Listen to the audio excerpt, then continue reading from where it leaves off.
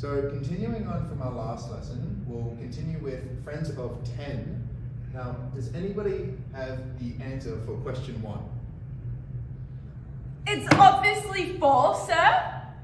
Good answer, Tahlia. The answer is 4. Now, going on to the second question, does anybody know the answer for 3 plus what equals 10? So continuing on from our last lesson, we'll continue with friends of 10. Now, does anybody have the answer for question 1? It's obviously 4, sir. Callie, I love how your hand is up. What do you think the answer is?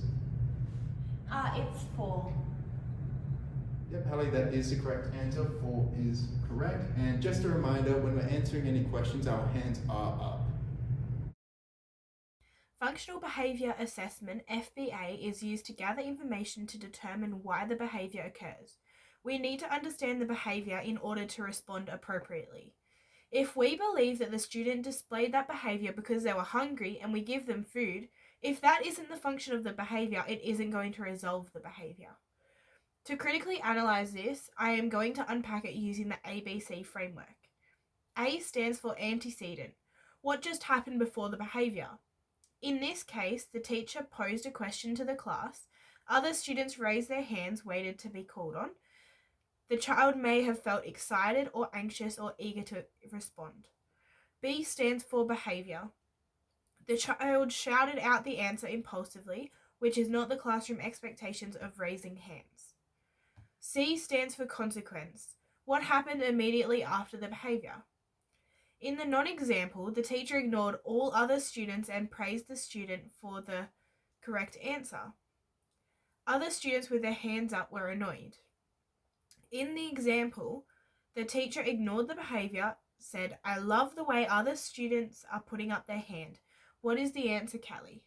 Then reminded everyone the classroom expectation of raising their hands when answering questions. After breaking down the behaviour, the student could be seeking attention from their teachers or peers. The child may struggle with self-regulation and act impulsively without considering the consequences.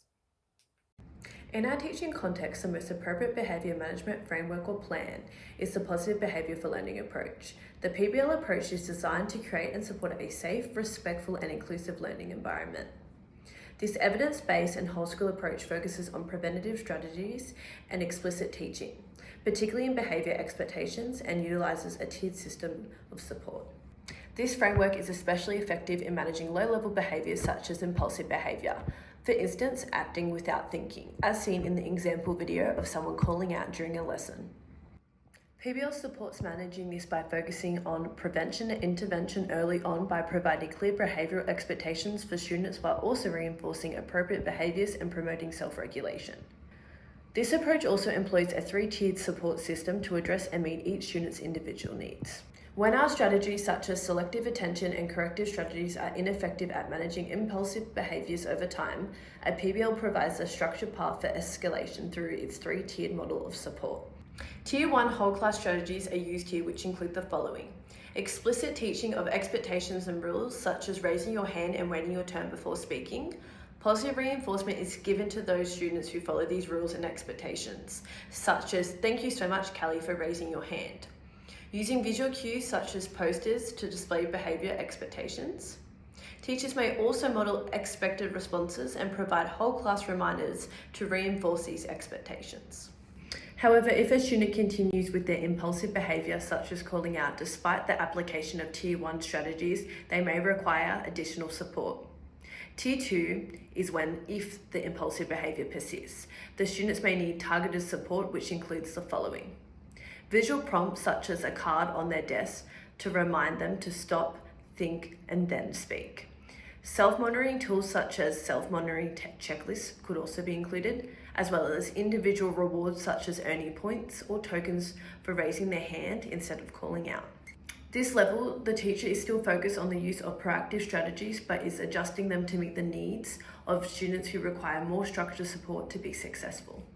Tier 3 is for if the behaviour escalates further, occurs across multiple contexts, or starts impacting or affecting students' learning or peer relationships. The student may need to receive intensive or individualised support, which includes the following: Collaboration with learning support staff such as teachers' aides, allied health professionals such as occupational or speech specialists, school counsellors, or increased communications with parents and caregivers to ensure consistency across all settings.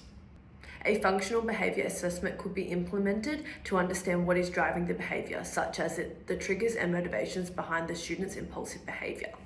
A behaviour support plan can also be put in place, which can include the following: explicit replacement behaviours such as using card signals instead of calling out, introduce scheduled breaks or movement opportunities to help the student manage its restlessness and impulsive behaviour, setting personal goals and reward systems for positive reinforcement.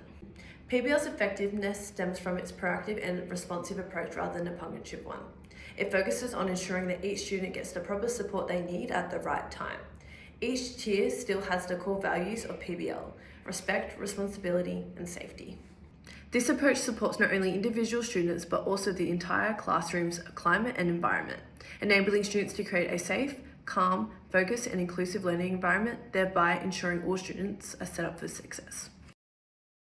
When addressing non-compliance behaviours, there are many strategies a teacher can implement to address a range of circumstances. In regards to behaviours involving impulsivity, as seen in the example, a teacher can use various strategies like the 10 essential skills for classroom management. In the example, we use 3 strategies to effectively address the behaviours, those being selective attendance, followed by cueing parallel acknowledgement, and establishing expectations to address the non-compliance behaviours. Selective attendance is a strategy where, when a non-compliance behaviour first occurs, the teacher will intentionally not provide an immediate reaction. This is provided that the situation is controlled. Through withholding the immediate reinforcement, such as a reaction or verbal acknowledgement, it aims to reduce any attention the student may desire. This strategy aims to give the teacher time to think about how to handle the student's behaviour in a productive way. It also allows them to attend to other students who are on task, while also preventing the reinforcement of the disruptive behaviour, decreasing the likelihood that the behaviour will be repeated. In the example, when the student calls out, the teacher pauses and avoids eye contact, choosing to engage with students who are demonstrating positive learning behaviours in the classroom. This is seen at 11 seconds when the teacher asks upon a student who holds their hand up. "I love how you hold your hand up" is an example of cueing parallel acknowledgement. Parallel acknowledgement is a strategy that involves praising a particular student to prompt others. This strategy provides feedback to students who demonstrate positive behaviours while also encouraging other students to behave in a similar way. These 2 strategies communicate to students that positive participation rather than interruptions earns the teacher's attention. In contrast, during the non-example, we see the teacher in the same scenario, in which they both acknowledge and encourage the behaviours seen in the video. Choosing to instead praise the behaviour, this action would disenfranchise other students who are trying to demonstrate positive behaviours. Through the acknowledgement of disruptive behaviour, it would then lead to other students following suit. In the example following the parallel acknowledgement, the teacher would then use corrective strategies to calmly re-establish expectations in a clear and neutral manner. This can be seen at 23 seconds, where the teacher addresses non-compliance behaviours by reminding the class, "When we're answering any questions, our hands are up." This allows the teacher to remind students of accepted classroom behaviours while also indirectly addressing the non-compliance behaviours. Using the strategy selective attendance helps teachers avoid reinforcing disruptive behaviours. Attention-seeking behaviour can, in the short term, be tactically ignored. By not giving any verbal or non-verbal recognition, we have the opportunity to avoid unnecessary reinforcement of the behaviours. Rogers B. 2015. In regard to impulsive calling out, it is often maintained by the teacher's attention, both positive and negative. Reducing the responses thereby makes the behaviour less likely to be reinforced over time.